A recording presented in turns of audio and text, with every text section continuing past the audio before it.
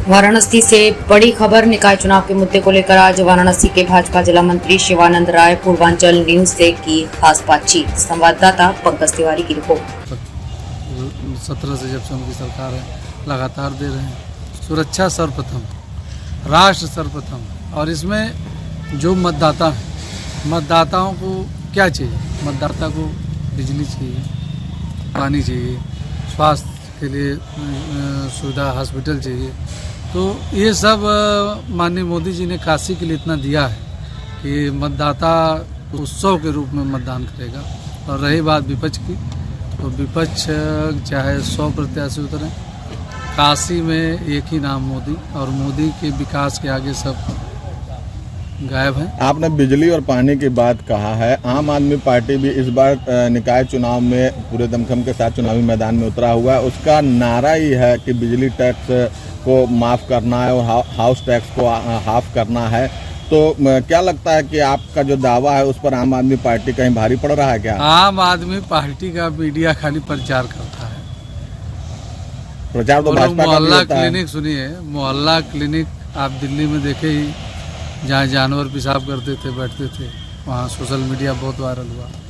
और रही बात निःशुल्क की, तो उत्तर प्रदेश की जनता कितना सुख सुविधा देख रही है कि और विकास के राह में आगे चल रही है।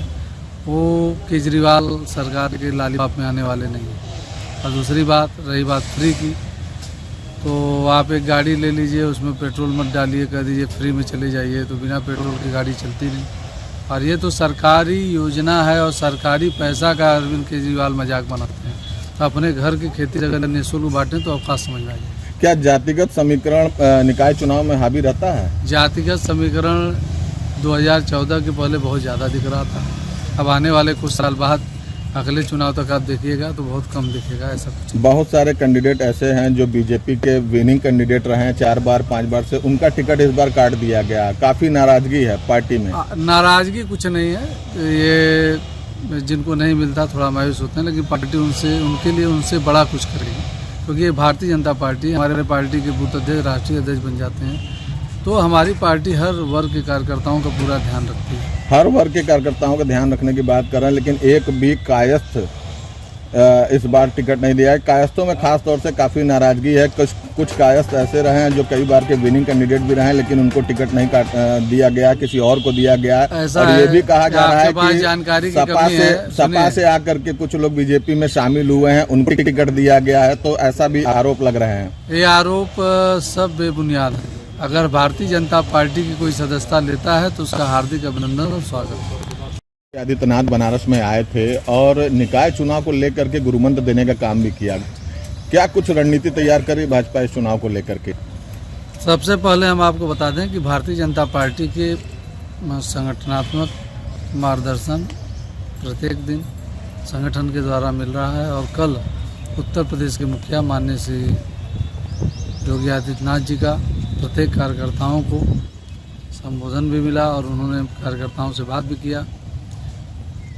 और उनके द्वारा जो भी योजनाएं केंद्र और प्रदेश के द्वारा चलाई जा रही हैं, वो आम जनमानस तक मतदाता को पहुंचाने का प्रयास किया जाए, यही मार्गदर्शन मिला है। और भारतीय जनता पार्टी का समझिए तो प्रत्येक कार्यकर्ता ही चुनाव लड़ रहा है। प्रत्याशी तो अपना चुनाव लड़ रहा है, लेकिन कार्यकर्ताओं में इतना जोश है कि प्रत्येक कार्यकर्ता अपने आप को प्रत्याशी समझ के चुनाव लड़ रहा है और ऐतिहासिक जीत दर्ज कर रहा है। बात अगर करें तो बीजेपी ने भी यहाँ से एक ब्राह्मण कैंडिडेट मेयर पद पे उतारा है।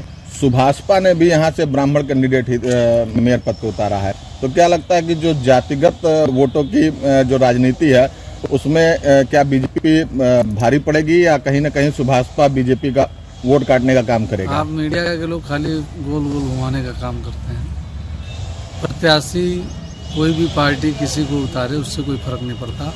भारतीय जनता पार्टी एक विकास करने वाली पार्टी है। जातिगत समीकरण जैसे आरक्षण के हिसाब से हर जगह सीटें दी जाती हैं। यहाँ सामान्य था तो ब्राह्मण को टिकट देना पार्टी की प्राथमिकता रही। तो इसमें कितने ब्राह्मण समुदाय के लोग लड़ रहे हैं उससे कोई फर्क नहीं पड़ता, क्योंकि भारतीय जनता पार्टी विकास के नाम पर जो काम की है 2014 से लेकर के जब से प्रधानमंत्री नरेंद्र मोदी जी यहाँ के सांसद बने हैं अब तक इतनी योजनाएं काशी के घर घर तक पहुँची हैं। चाहे बाबा विश्वनाथ कॉरिडोर हो, चाहे गंगा के घाट का सुंदरीकरण हो, चाहे रिंग रोड हो, हाईवे हो या लाइट्स से लेकर के आप देखे होंगे G20 का जो कार्यक्रम अभी चल रहा